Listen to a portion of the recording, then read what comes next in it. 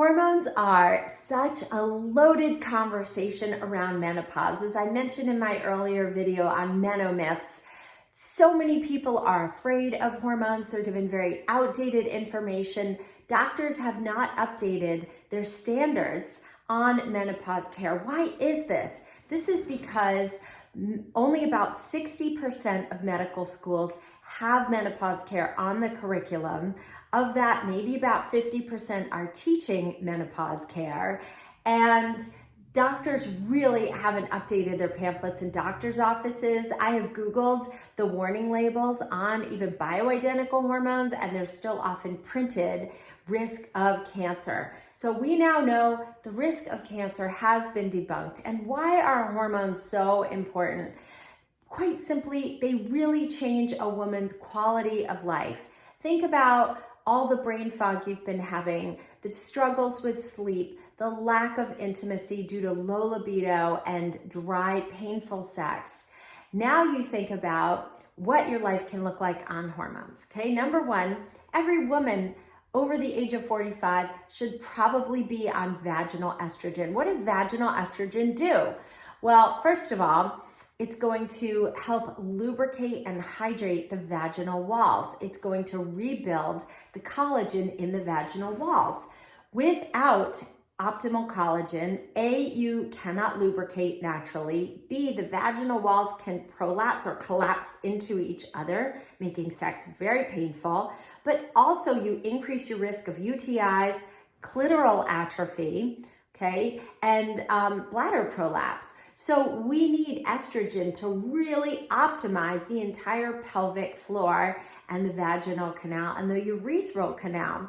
And the Framingham nurses study looked at women using vaginal estrogen for 18 years. There was no increased circulating levels of estrogen. There was zero increased risk of cancer, and it can increase your quality of life dramatically. And like moisturizer, you do need to use it the rest of your life, but only twice a week. And these are microdoses, okay?